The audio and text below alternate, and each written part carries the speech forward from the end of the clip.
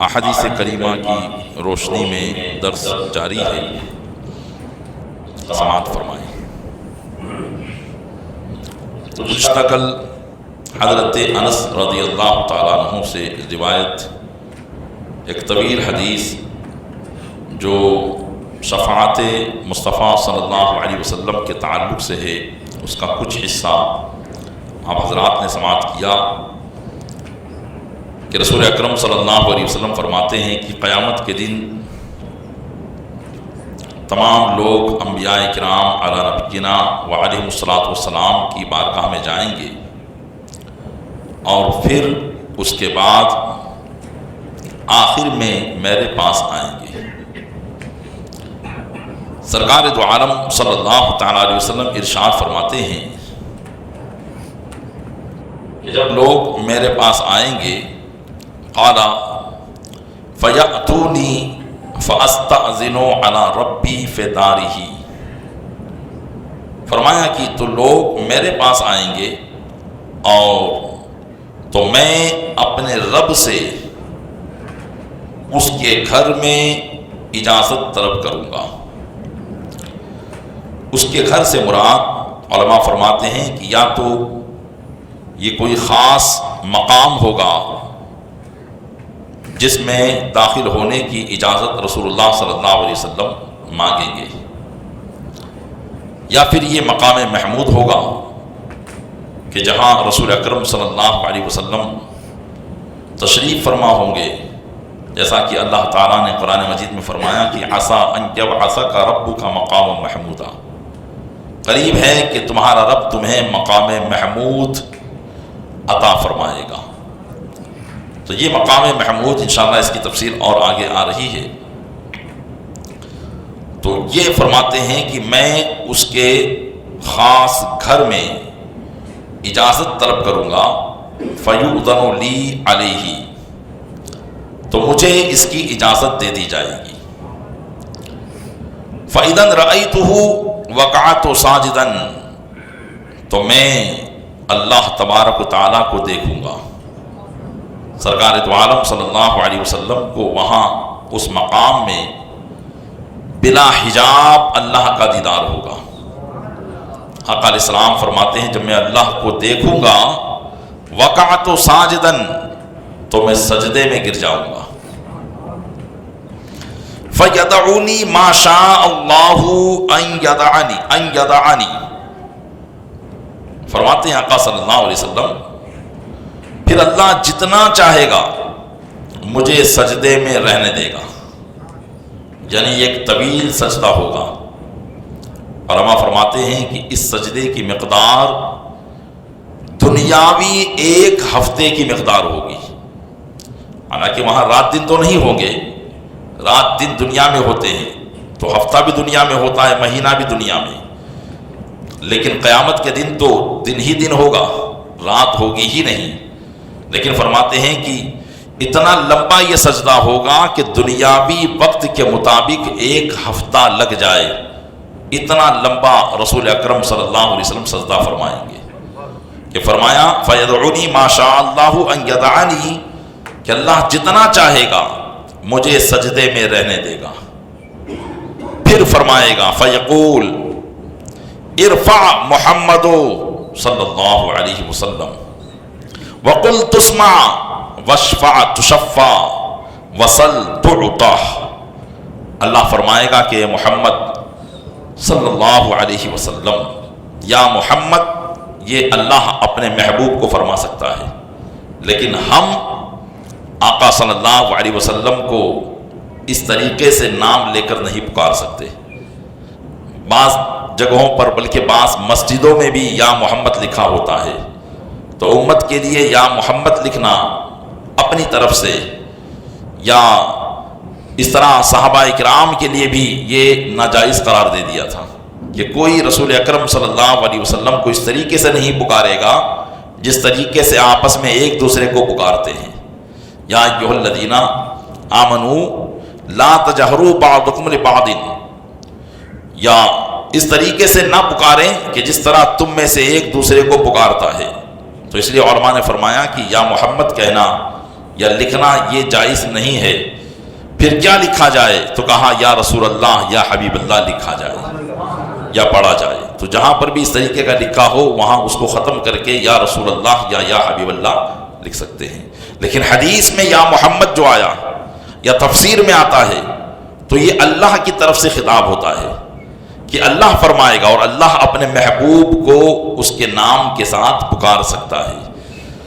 تو فرمایا کہ اے محمد صلی اللہ علیہ وسلم اٹھیے اور عرض کیجئے سنا جائے گا، سفارش کیجئے قبول کی جائے گی، اور مانگیے عطا کیا جائے گا۔ اللہ تعالیٰ اپنے محبوب کو فرمائے گا قال فارفع راسي فاثني على ربي بثناء وتحميد يعلمونيه۔ آقا علیہ السلام فرماتے ہیں کہ پھر میں اپنے سر کو اٹھاؤں گا، اپنے سر کو سجدے سے اٹھاؤں گا اور اپنے رب کی ایسی تعریف کروں گا جو میرا رب اسی وقت مجھے سکھائے گا۔ یعنی وہ تعریف کے الفاظ دنیا میں آقا صلی اللہ علیہ وسلم کو عطا نہیں کیے گئے، بلکہ وہ تعریف کے الفاظ سرکار دو عالم صلی اللہ علیہ وسلم کو قیامت کے دن اللہ تبارک و تعالیٰ عطا فرمائے گا، الہام فرمائے گا۔ کیونکہ ہم جو بھی تعریف کرتے ہیں یہ اللہ کی عطا ہی سے کرتے ہیں، اس کے دیے ہوئے الفاظ ہی سے کرتے ہیں۔ تو قیامت کے دن اللہ تبارک و تعالیٰ اپنے محبوب کو یہ الفاظ سکھائے گا جو اس نے دنیا میں نہ سکھائے، اور یہ صرف رسول اکرم صلی اللہ علیہ وسلم کے لیے ہی خاص ہوگا کہ آقا صلی اللہ علیہ وسلم اپنے رب کی ایسی تعریف فرمائیں گے اس دن کہ جیسی تعریف نہ اس سے پہلے کسی نے کی ہوگی نہ اس کے بعد کوئی کر سکے گا، اور یہ صرف اللہ ہی کو عطا کیا، اللہ کے محبوب ہی کو عطا کیا جائے گا۔ اور کیوں نہ عطا کیا جائے کہ اللہ تبارک و تعالیٰ کے محبوب ہے ہمارے آقا صلی اللہ علیہ وسلم، تو سرکار دو عالم صلی اللہ علیہ وسلم اللہ کی تعریف کریں گے، سرکار دو عالم صلی اللہ علیہ وسلم اللہ کی تعریف کریں گے، لیکن تمام انبیاء اور اولیاء رسول اللہ کی تعریف کریں گے۔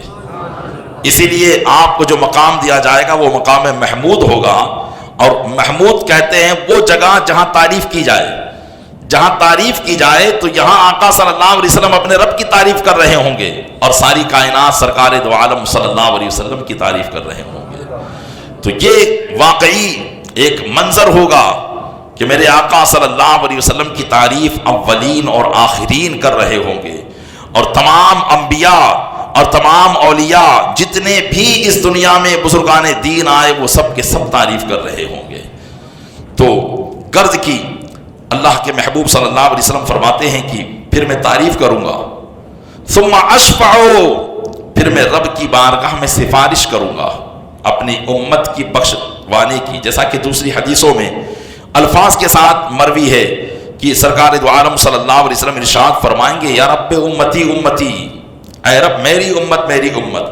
اور ایک دوسری روایت میں یہ ہے کہ اللہ تبارک و تعالیٰ نے دنیا میں ہر نبی کو ایک خاص دعا عطا فرمائی، ہر نبی کو ایک خاص دعا عطا فرمائی تھی دنیا میں کہ وہ اگر دعا مانگے تو اللہ ضرور اس دعا کو قبول کرے گا۔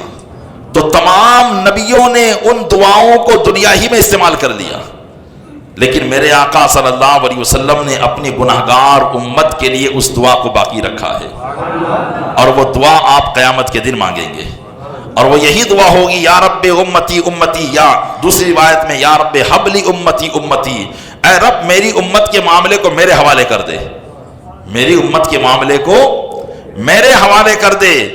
تو پھر جب آقا صلی اللہ علیہ وسلم کے حوالے معاملہ کر دیا جائے تو ظاہر سی بات ہے یہ رحیم و کریم آقا ہے، تو بخشش اللہ کی بارگاہ میں کروا کر ہی رہیں گے۔ تو آقا علیہ السلام فرماتے ہیں کہ میں اس وقت وہ دعا استعمال کروں گا۔ یہ کئی حدیثوں کے اندر الگ الگ مواد اس کے موجود ہیں، اس کا مجموعہ میں نے بیان کیا۔ اب یہاں جو حدیث چل رہی ہے حضرت انس سے مروی ہو کر، فرماتے ہیں آقا علیہ السلام فَيُحَدُّ لِي حَدًّا، جب میں سفارش کروں گا تو میرے لیے ایک حد باندھی جائے گی، یعنی اتنے لوگوں کو آپ بخشوا سکتے ہو، یا اتنے لوگ، یا کوئی کام بتا دیا جائے گا کہ جو لوگ یہ کام کرتے تھے ان کی آپ بخشش کروائیں۔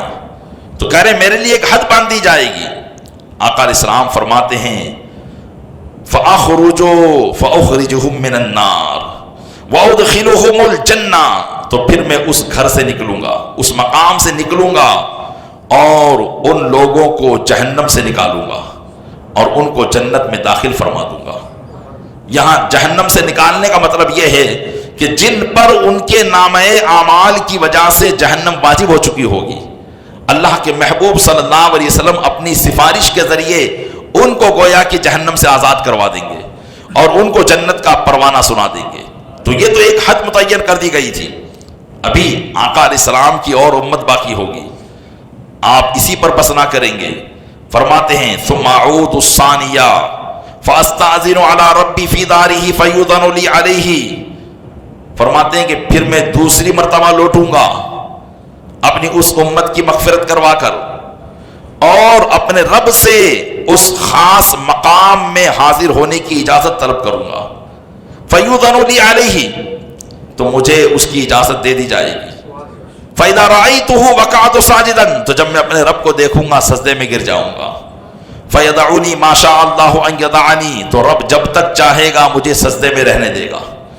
ثُمَّ يَقُولُ، پھر فرمائے گا ارفع محمد وقل تسمع واشفع تشفع وسل تعطى، اے محمد صلی اللہ علیہ وسلم سر اٹھائیے، کہیے سنا جائے گا، سفارش کیجئے قبول کی جائے گی، مانگیے دیا جائے گا۔ چنانچہ آقا علیہ السلام فرماتے ہیں فارفع راسی فاثنی علی ربی بثناء وتحمید یعلمونیہ، فرماتے ہیں کہ پھر میں اپنا سر اٹھاؤں گا اور اپنے رب کے ایسی تعریف کروں گا کہ وہ تعریف کے الفاظ اللہ اسی دن مجھے سکھائے گا۔ یہ دوسری مرتبہ آقا علیہ السلام کریں گے۔ پھر فرماتے ہیں کہ ثم اشفع، پھر میں اللہ کی بارگاہ میں سفارش پیش کروں گا، یہی کہوں گا یا رب امتی امتی، یا رب حب لی امتی امتی، یہ پیش کروں گا۔ فرماتے ہیں آقا علیہ السلام فیحد لی حدا، تو پھر میرے لیے ایک حد متعین کر دی جائے گی، بتا دیا جائے گا کہ اتنے لوگوں کی آپ سفارش پیش کریں یا اتنے لوگوں کو آپ جہنم سے نکالیں۔ آقا علیہ السلام فرماتے ہیں فاخرجهم من النار وادخلهم الجنہ، تو میں اس مقام سے باہر نکلوں گا اور ان کو جہنم سے آزاد کر کے جہنم سے آزاد کر کے جنت میں داخل کر دوں گا۔ کریں کہ ثم اعود الثالثہ، پھر تیسری مرتبہ واپس آؤں گا، فاستاذن علی ربی، اور پھر اپنے رب سے اجازت طلب کروں گا اس مقام خاص میں داخل ہونے کے لیے۔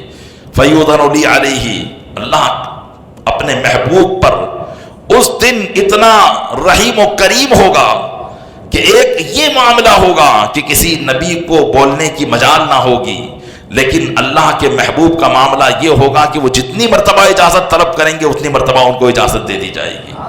یہ دیکھیے تیسری مرتبہ آقا علیہ السلام فرماتے کہ پھر میں لوٹوں گا اور لوٹنے کے بعد پھر اپنے رب عز و جل کی بارگاہ میں اس خاص مقام میں داخل ہونے کی اجازت طلب کروں گا تو مجھے اجازت دے دی جائے گی، اور جب میں اپنے رب کو دیکھوں گا فرماتے ہیں کہ پھر میں سجدے میں گر جاؤں گا۔ فَيَدَعُنِي مَا شَاءَ اللَّهُ أَن يَدَعَنِي، تو اللہ جتنا چاہے گا مجھے سجدے میں رہنے دے گا۔ اور یہ تینوں مرتبہ سجدے کی مقدار دنیا کے ایک ہفتے کی وقت کی مقدار ہوگا۔ فرمایا ثم یقول، پھر اللہ فرمائے گا اے محمد اپنے سر کو اٹھائیے اور کہیے سنا جائے گا، مانگیے دیا جائے گا، سفارش کیجئے قبول کیا جائے گا۔ آقا علیہ السلام فرماتے ہیں کہ پھر میں اپنے سر کو اٹھاؤں گا، فاثنی علی ربی بثناء وتحمید، اور اپنے رب کی ایسی تعریف کروں گا جو تعریف اسی دن مجھے عطا فرمائے گا۔ ثم اشفع، پھر میں سفارش کروں گا، فیحد لی حدا، تو میرے لیے ایک حد مقرر کر دی جائے گی، فاخرجهم من النار وادخلهم الجنہ۔ اللہ تبارک و تعالیٰ کے محبوب فرماتے ہیں کہ پھر میں وہاں سے نکلوں گا اور لوگوں کو جن کے تعلق سے مجھے کہہ دیا گیا ہوگا کہ ان کو آزاد کر دیں، جن کی حد بیان کر دی گئی ہوگی، فرمایا ان کو جہنم سے نکال کر جنت میں داخل کر دوں گا۔ تو اس حدیث میں 3 مرتبہ کا ذکر ہے اور ایک دوسری حدیث میں 4 مرتبہ کا ذکر ہے کہ اللہ کے محبوب صلی اللہ علیہ وسلم 4 مرتبہ جو ہے اللہ کی بارگاہ میں حاضر ہوں گے اور اپنی امت کی سفارش کروائیں گے۔ آقا علیہ السلام فرماتے ہیں کہ یہ 3 مرتبہ میں کتنے لوگ رہ جائیں گے؟ 3 مرتبہ انہوں نے سفارش کی اور قبول کی گئی اور جنت میں داخل کر دیا گیا، یعنی جنت کا پروانہ ان کو سنا دیا گیا. تو فرماتے آقا علیہ السلام خود حتی ما یبقى فی النار الا من قد حبسہ القرآن، ارشاد فرمایا یہاں تک کہ جہنم میں وہی باقی رہ جائیں گے جن کو قرآن نے روک دیا ہے، یعنی جن کا ذکر قرآن میں آ گیا کہ وہ ہمیشہ جہنم میں رہیں گے، وہ ہمیشہ جہنم میں رہیں گے، صرف وہی لوگ جہنم میں باقی رہ جائیں گے. اور میں اپنے تمام وہ امت جو ایمان لائے تھے، جنہوں نے کلمہ طیبہ پڑھا تھا اور اس کے تقاضوں کو پورا کیا تھا، اور ان سب کو میں جنت میں داخل کروا دوں گا.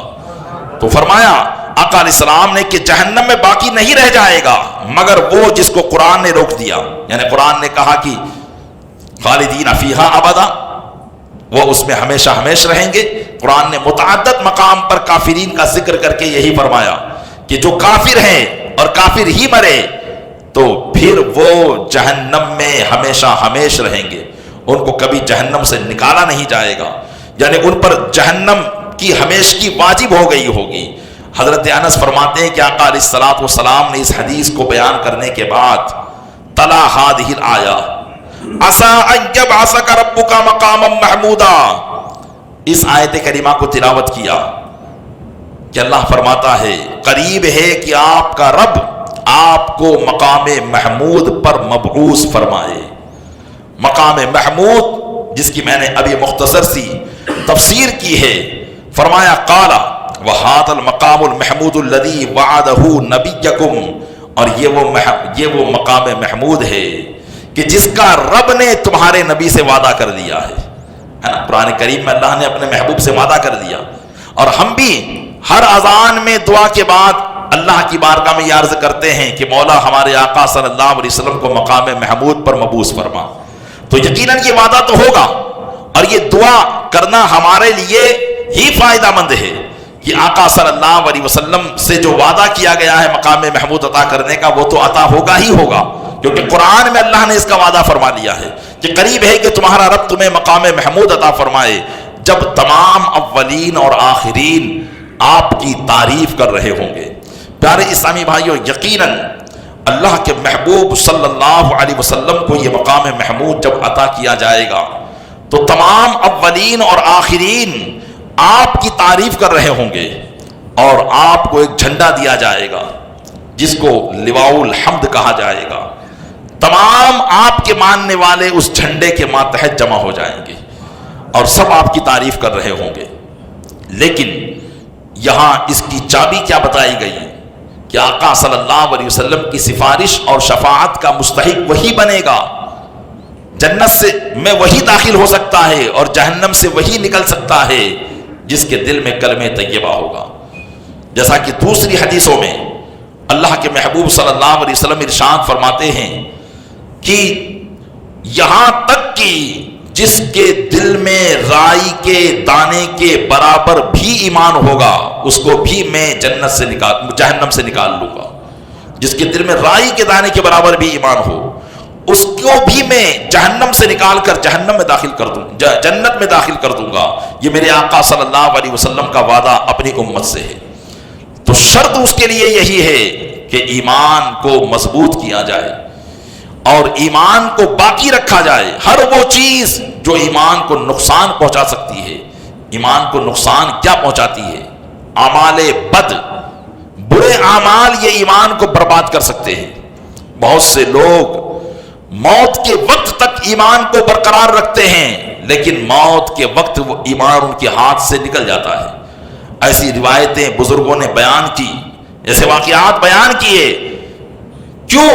جب اس کی تلاشی کی گئی تو پتا چلا کہ یہ شخص اگرچہ ایمان والا تھا لیکن ایک ایسے گناہ میں مبتلا تھا، اس گناہ کی نحوست کی وجہ سے اس کے ایمان کو سلب کر دیا گیا ہے.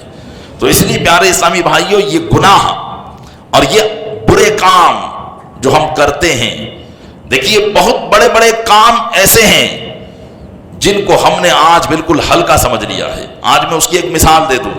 ایک سود کا کام جس کو ہم نے نیا نام دے دیا، کبھی ہم اس کو لون کہتے ہیں، کبھی کیا کہتے ہیں، کبھی کیا کہتے ہیں. ایک سٹے کا کام جو آج طرح طرح سے دنیا والوں نے مارکیٹ میں کھول رکھا ہے اور مسلمان بھی اس میں اپنا حصہ لیتے ہیں. جبکہ پیارے اسلامی بھائیوں یہ سود کو ہم نے بالکل آسان سمجھ لیا ہے، حالانکہ سود ایسا گناہ ہے کہ قرآن کریم اللہ تبارک و تعالیٰ فرماتا ہے کہ جو سود کا لین دین کرے اللہ تعالیٰ کی طرف سے اس کو اعلان جنگ ہے، اس کو اعلان جنگ ہے. گویا کہ وہ اللہ و رسول کی طرف سے اسے لڑائی کا اعلان دے دیا گیا ہے. تو اب آپ سوچیں کہ یہ کوئی ہلکا پھلکا گناہ نہیں ہے. ہم ذرا سی مجبوری کی وجہ سے سود جیسے ایک بڑے گناہ کے مرتکب ہو جاتے ہیں، اور یہ لالچ ہماری ایسی عادت ڈلوا دیتی ہے کہ ہم پھر اس میں مشغول ہی رہتے ہیں. کہیں ایسا نہ ہو پیارے اسلامی بھائیوں کہ اس سود کی نحوست کی وجہ سے ایمان برباد ہو جائے. اس لیے چھوٹے سے چھوٹے گناہ سے بچنے کی کوشش کیجیے. ہر وہ چیز جو ایمان کو برباد کر سکتی ہے ان سے بچنے کی کوشش کیجیے کہ آخرت کا دار و مدار یہ ایمان ہی پر ہے. جنت کی کنجی ایمان ہی ہے. اگر ایمان نہیں ہوگا تو پھر کچھ نہیں ہو سکتا ہے. دنیا میں کوئی کتنا ہی نیک کام کیوں نہ کر لے، اچھا کام کیوں نہ کر لے، ایمان اس کی شاخ، ایمان جو ہے وہ جڑ ہے.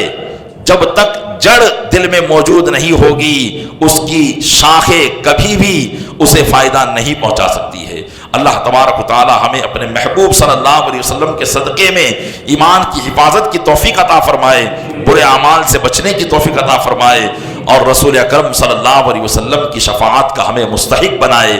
آمین بجاہ النبی الامین صلی اللہ علیہ وسلم.